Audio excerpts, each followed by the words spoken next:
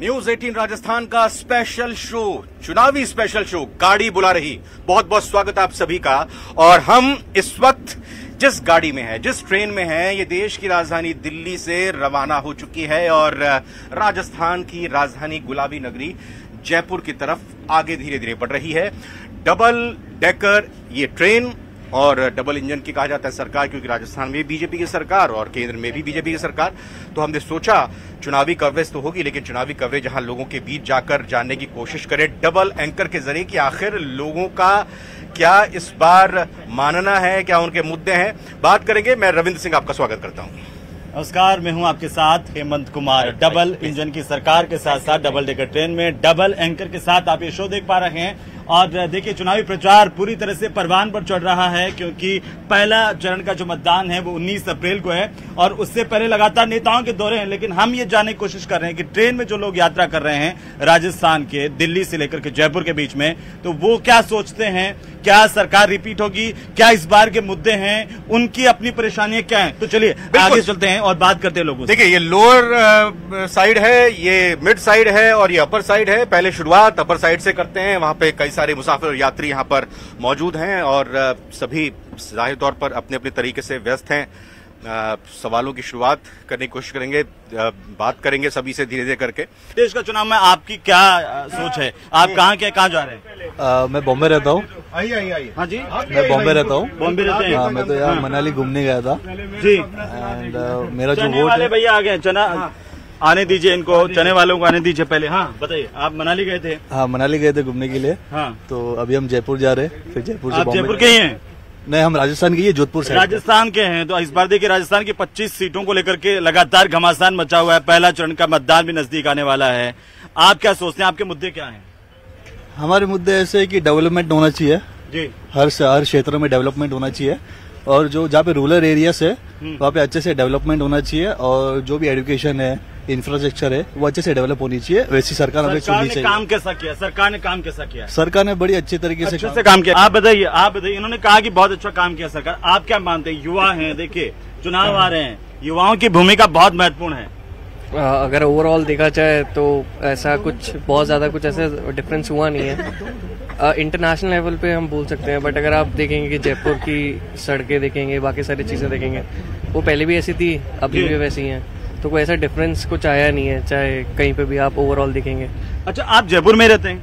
हाँ जी, मैं जयपुर का ही। जयपुर के सांसद थे रामचरण बोहरा, अभी मौजूदा सांसद हैं। इस बार बीजेपी ने प्रत्याशी बदल दिया है। हाँ जी। क्या सही डिसीजन के तौर पे देख रहे हैं आप? देखिए, डिसीजन आज इन कि वो मालवीय नगर रहते थे, मालवीय नगर साइड में कहीं पे रहते थे, बट अगर आप ओवरऑल वहाँ पे आसपास देखेंगे सारी चीजें, तो जो चीजें पहले, जो 10 साल पहले जो चीजें थी वो अभी भी सेम ही है। ऐसा जैसा कुछ हुआ बदला नहीं है कुछ। आप कह रहे हैं बदला नहीं है, लेकिन डेवलपमेंट पे ऐसे कुछ है नहीं है, कुछ सेम ही है। अगर आप देखेंगे 10 साल पहले का जयपुर और अभी तो रविंद्र, आपने सुना ये जयपुर के कह रहे हैं कि डेवलपमेंट नहीं हुआ है। बिल्कुल, अपनी बात रखने का सभी को अधिकार है और सही तरीके से यही तो वक्त होता है, क्योंकि कहते भी यही है कि भाई नेता 5 साल में एक बार आते हैं चुनाव में वोट मांगने के लिए, उसके बाद चले जाते हैं, भूल जाते हैं। क्या वाकई में ऐसी स्थिति है? क्या वाकई में जो दावे किए जा रहे हैं विकास हमने किया है उसमें दम है? या दूसरी तरफ अगर बात करें, विपक्ष ये कह रहा है कि विकास नहीं हुआ है, हमको आप लाइए सरकार में। आप देखिए रविंद्र, आप जब बात करें, आंटी जी बताएंगे कि विकास कितना हुआ, विकास हुआ कि नहीं हुआ? आंटी जी बताइए, बोलिए, काम कैसा किया सरकारों ने? अभी जो मोदी सरकार है, केंद्र सरकार ने कैसा काम किया 5 साल? अच्छा किया, काम तो बहुत अच्छा किया, आगे भी उम्मीद है अच्छा किया जी की है। महिलाओं के लिए आप बताइए, आपके मुद्दे क्या हैं? क्या चाहती है? आपकी बहू तो कह रही है, लेकिन सास क्या चाहती है? क्या हो, देश में महंगाई है या कोई आपके? क्योंकि सास भी कभी बहू थी मैम, क्योंकि सास भी कभी बहू महंगाई थी। तो है ही नहीं, ये तो आप भी जानते हैं। महंगाई है, बिल्कुल है। सरकार ने कम नहीं की महंगाई। क्या अच्छा, आप एक बात बताइए, पहले 200 रुपए सिलेंडर बढ़ाते हैं, फिर आप 100 रुपए कम कर देते हैं। अरे वाह, नई गवर्नमेंट आ रही है तो उसने 100 रुपए कम कर दिए गैस सिलेंडर के। पहले जब 200 रुपए बढ़े, जब 1100 का आता था, वो कोई पूछने नहीं आया कि 1100 का क्यों किया। और जब 100 रुपए कम होते हैं तो वाह, रसोई का बजट गड़बड़ा जाता है। बहू सहमत नहीं है आपसे? बहू तो कह रही है कि सरकार ने अच्छा काम किया। बढ़िया किया गवर्नमेंट। बहू कह रही है कि अच्छा काम किया है, सास कह रही है कि अच्छा काम नहीं किया है। अलग अलग पार्टियों को वोट करोगे दोनों? अपनी मर्जी है, अपनी मर्जी है। यही लोकतंत्र। देखिए, सास और बहू अपने विचार हो सकते हैं, ये घर में जाकर के लड़ाई वाली बात नहीं है। लेकिन सही सबसे बड़ी बात है जो आंटी जी बात करें वो उनकी बात है, इनके मुद्दे हैं। जो बहू बात कर रही हैं वो उनके मुद्दे हैं। घर जाके मत करना, सबके अपने अपने व्यू होते हैं। नहीं ऐसी बात सबके अपने अपने व्यू होते हैं। नहीं करेंगे ना। आप कितने सहमत हैं? हाँ, यही लोकतंत्र है और ये होना चाहिए वाकई। ये युवाओं से भी, हाँ अंकल जी से आप बात कीजिए, इधर युवाओं से बात, इधर भी युवाओं के पास जाएंगे। आपका अपना क्या मत है? सरकार ने कैसा काम किया है केंद्र में, और ये कहा जा रहा है कि हम फिर से तीसरी बार आने वाले हैं, हम 400 पार जाने वाले हैं। पेमेंट मोबाइल से करते हैं, लेकिन हम लोग कहीं जाते हैं तो हमको कितनी परेशानी। वो हर जगह तो नहीं देखिए, अभी मैम बोल रही है तो मुझे लग रहा है कि मैं नहीं, पहले मैम को पहले सुन लेते हैं पूरा। तो साथ नहीं जाएंगे ना हर जगह। एक बात बताओ, सही बात, जब हम लोग कहीं जा रहे हैं हमको ये फैसिलिटी। आप क्या मानते हैं? महंगाई है, मैम कह रही है कि महंगाई तो है, सरकार को कंट्रोल करना चाहिए था। बिल्कुल नेचुरली इसका वोटों में असर पड़ेगा, चुनाव में असर पड़ेगा डेफिनेटली। महंगाई के नाम पर वोट डालेंगे क्या अंकल जी? क्या सोच रहे हैं आप? महंगाई बहुत है, बहुत ज्यादा है, और हम सीनियर सिटीजन के लिए तो गवर्नमेंट कुछ नहीं कर रही है। मैं 74 इयर्स का हूँ और प्राइवेट सर्विस कर रहा हूँ अभी भी। पिछले 40 महीने से मुझे तनख्वाह, मुझे सैलरी नहीं मिली 40 महीने से। कहाँ पे काम करते हैं? प्राइवेट जयपुर में ऑटोपाल ग्रुप में। शिकायत वगैरह कहीं फिर सब जगह कर ली, कोई नहीं सुन रहा। अब अगर नेताजी सुन रहे हो, इस चुनाव में ही सुन रहे हो अंकल जी की बात, बड़ी मार्मिक बात है। ऑफिस कौन सा ऑफिस में ये बताइएगा, नाम भी लीजिएगा ऑफिस। प्राइवेट है, प्राइवेट ऑफिस। नाम लीजिए ना, कौन सा? Autolite India limited. Autolite India limited. 40 महीने से तनख्वाह नहीं मिली, 40 महीने। कहाँ जाकर अपनी बात रखी है? सब जगह रखी, कलेक्ट्रेट और भी रखी है, कलेक्ट्रेट में रखी, और हाई कोर्ट में हमने रिट भी डाली, कुछ नहीं हो रहा है। कहाँ सुनाई? देश के मुख्यमंत्री जी को आपको अगर अपील करनी होगी, आप क्या कहेंगे? मुख्यमंत्री तो बिका हुआ था, तो अभी अशोक गहलोत जो हमारे मालिक है वो सब साठ गांठ थी। आपका यार हाँ, और हमने मीडिया तो सरकार मीडिया हमने कई बार प्रदर्शन किया, कई बार पुलिस आई, परंतु कुछ नहीं, हमको उल्टा हमको और दबा दिया। हम जनता की बात सुनने के लिए ही बीच में आए लोगों के कि आखिरकार जनता क्या सोचती है, उनके इश्यूज क्या हैं, उनके मुद्दे क्या हैं, लेकिन जनता आगे बढ़कर के बोले तो सही। हमारे साथ यूथ भी हैं, युवा क्या सोचते हैं? आपका क्या नाम है? कशिश जी, कशिश। आप क्या सोचती हैं सरकार के वोट? मैं पहले ये चाहूंगा आपसे कि वोट आज से पहले आपने किया है किसी इलेक्शन में? नो। आपकी वोट तो जाहिर तौर पर होगी, तो इस बार आप उत्साहित हैं? हाँ, अच्छा, तो क्या इश्यूज हैं जब आप वोट डालने जाएंगे? तो क्या इश्यूज एक यूथ के मन में? See as such I have no issues in terms, but हाँ मतलब जितना भी माँ बाप से सुना है तो महंगाई एक्चुअल में बढ़ गई है। ये चीज माँ बाप भी कहते हैं, घर पे डिस्कस करते हैं, और टैक्स सिस्टम भी बहुत ज्यादा इम्प्लीमेंट हो गया है, तो टैक्स का भी इशू सुनने में है। बाकी education is going really well. Education system नहीं, ये भी आरोप लगता है कि एजुकेशन महंगी होती जा रही है, पेरेंट्स पर काफी दबाव पड़ रहा है। हाँ, एक्चुअली ये चीज यही वही महंगाई के उसमें आती है ना अंतर्गत। इसी को सरकार को काम करना चाहिए। यूथ को लेकर के रोजगार पर आपका क्या विचार है? एम्प्लॉयमेंट को लेकर के क्या कहना चाहती हैं?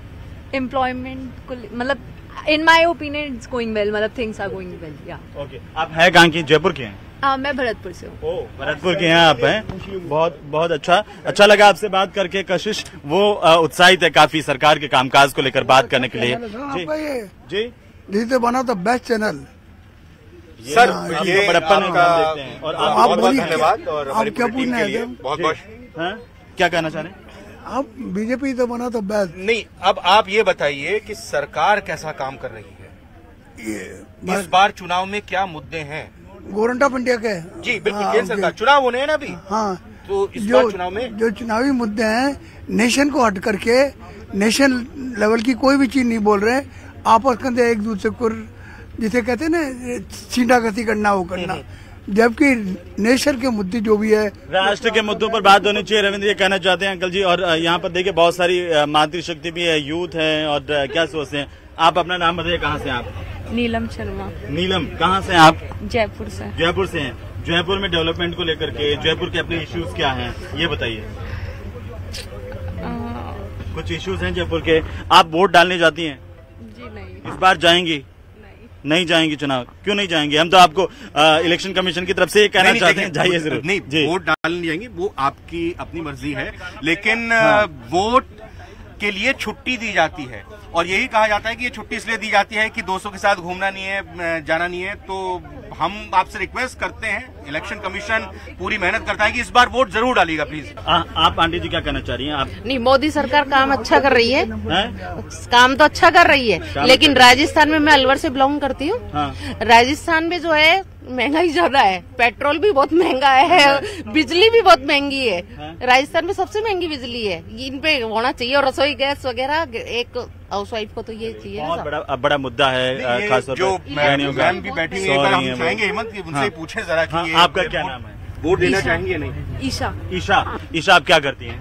जॉब करती हूँ। जॉब कर रही हैं? काय में? इन्फोसिस में जॉब कर रही हैं। अभी इलेक्शन आ रहे हैं, आप वोट देने जाते हैं या आपकी फ्रेंड के जैसे नहीं जाती हैं? है ना? नहीं जाती। अब की बात जल्दी उठेगा, इनको भी जबरदस्ती लेके जाइए और आप भी वोट करने जाएं प्लीज, है ना? और अच्छा, कैमरे की तरफ देख के बोलिए कि मैं इस बार वोट देने जाऊंगी, बोलिए। मैं इस बार अच्छा, विदाउट एनी प्रेजुडिस, मैं एक बार वैसे सब लोग अगर यहाँ पर सुन रहे हैं हमको, तो मैं एक आपसे रिक्वेस्ट करूंगा, कौन कौन यहाँ पे हैं जो वोट डालने जा रहे हैं इस बार?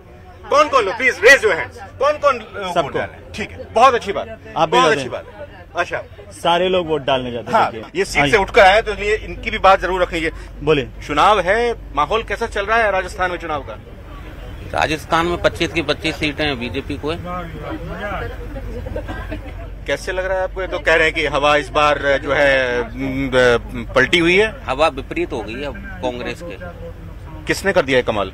वो राजनेता ही इधर शामिल हो गए ना बीजेपी में। 25 सीटें राजस्थान में तो हो गई, आप कह रहे हो बीजेपी की। केंद्र में किसकी सरकार आ रही है? केंद्र में किसकी सरकार आ रही है? केंद्र में तो बीजेपी की आ रही है ना। विपक्ष 272 लाने से रोकने के लिए प्रयास नहीं कर रहा। नहीं तो वो ये प्रयास बीजेपी तो कह रही है 400 पार। बीजेपी के 400 पार कैसे आएंगी? तो सरकार तो 272 पे बन जाएगी। तो सरकार तो बन रही है, विपक्ष संघर्ष इस पे कर रहा है। लोग कह रहे हैं महंगाई है, बेरोजगारी है और भी कई सारी समस्याएं हैं, तो फिर आपको लग रहा है कि ये लोग तब भी उस सूरत में भी जाकर बीजेपी को वोट करेंगे? अब महंगाई हमें तो दिख नहीं रही। ये पर्सनल सबकी ओपिनियन है, मगर ठीक है भाई, महंगाई क्यों? खर्चे बढ़ गए, सुविधाएं मिलेंगी, सुविधाओं का लाभ लेंगे तो महंगाई भी उसके हिसाब से आय के संसाधन भी बढ़े।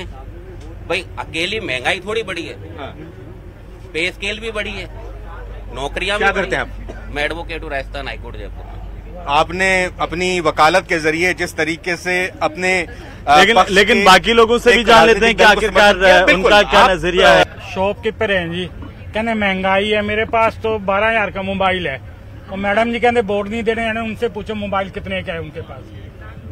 जो वोट महंगाई का, मैं शॉपकीपर हूँ, उनकी सुनी थी, कहते राशन की बात है, राशन नहीं मिलता।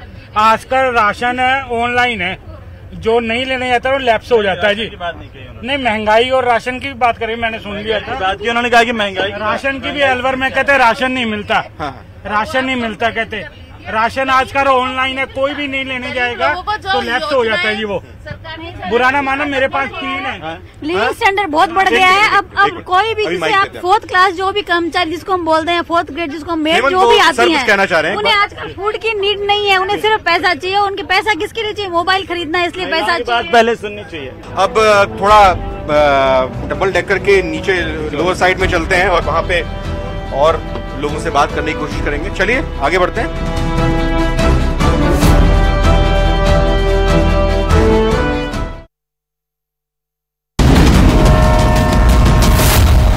बहुत सारे यूथ भी हैं जो क्या सोचते हैं? आप सब लोग वोट देने जाते हैं क्या? बिल्कुल जाते हैं। अभी वापस से चुनाव आ रहे हैं, आम चुनाव, देश का चुनाव। अब मुद्दे क्या हैं आप लोगों के? हमारे मुद्दे सबसे पहले तो महंगाई है जी। महंगाई जिस तरीके से बढ़ती जा रही है उस पर रोक लगाना चाहिए, जो भी सरकार अभी आती है हमारे बीच में।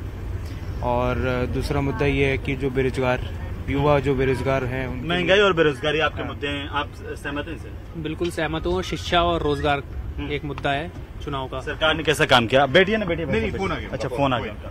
सरकार ने अच्छा काम किया है, लेकिन रोजगार पे थोड़ा और काम करना चाहिए सरकार को जी। हाँ, बाकी तो अच्छा काम किया। सर ये बताइए कि इनका कहना है कि महंगाई और बेरोजगारी बड़ा मुद्दा इस बार के चुनाव में और यही आधार इनका वोट डालने का रहेगा। आप मुझे लगता है कई बार वोट डाल चुके होंगे, इस बार भी वोट डालने जा रहे हैं? ऐसा है कि मैं आपको एक बात कहता हूँ कि ना तो कोई बेरोजगारी का मुद्दा है और ना कोई महंगाई का मुद्दा है। आज मेरी बात सुनो, जिस तरह से आज जमीनों के और के दाम बढ़े हैं, तो दूध के, रोर के, सब्जी के, ये जब तक दाम थोड़े नहीं बढ़ेंगे तो किसानों को क्या मिलेगा? आप ये बताओ आप मेरे को, किसानों को कुछ क्या मिलेगा ये बताओ आप ये। और दूसरी बात कि 5 साल पहले जो महंगाई थी, आज की जो सिलेंडर की जो बात कर रहे हैं, आप मेरे को एक बताओ, आज मेरी तनख्वाह 5 साल पहले 10,000 थी, आज मेरी तनख्वाह 1 लाख है। मेरी बात सुनो, आज सब तरह से सब नहीं, आपकी और बड़ी अच्छी बात है, आपकी और भी बड़े तनख्वाह। हाँ, देखिए उनका भी जवाब, बोलिए। अच्छा है कि दोनों आवाज आई। महंगाई का कोई क्वेश्चन नहीं, टीवी में भी डिबेट होती है, यहाँ पे ट्रेन में डिबेट करते हैं। बोलिए खुल के बोलिए। महंगाई का कोई मुद्दा नहीं है, बेरोजगारी का कोई मुद्दा नहीं है। आज मेरी बात ये कह रहे हैं कि सर कह रहे हैं कि किसानों को भी तो भाई कुछ जाना चाहिए, इसलिए अगर उनके जेब में कुछ पैसा जा रहा है। सुनो, आज दूध की भी हालत, सब चीज की जमीनी स्तर की बात है कि कोई महंगाई नहीं है। मेरी बात सुनो, ये कहने की महंगाई नहीं, आपका महंगाई नहीं है, मैं तो कुछ नहीं बोल रहा, आपको कुछ नहीं बोलना है। कहाँ से लग रहा है? शेखावाटी के? मैं राजस्थान से हूँ। कहाँ के? झुंझुनू के। झुंझुनू के, मेरे को पता रहा ना आप शेखावाटी के होंगे पक्का से। तो झुंझुनू में इस बार कह रहे हैं कि मुकाबला बड़ा रोचक है। झुंझुनू ही नहीं, पूरी शेखावाटी में यानी कि चूरू में, आपका नागौर में, तीनों जगह पे स्थिति खराब है। झुंझुनू में बीजेपी का है। अच्छा, बीजेपी निकलेगा। पास में चूरू और सीकर। चूरू का मुझे इतना आइडिया नहीं है, क्योंकि मैं जॉब दिल्ली में करता हूँ। जॉब दिल्ली में। बाकी ऐसा है कि महंगाई सब सरकार में बढ़ी है।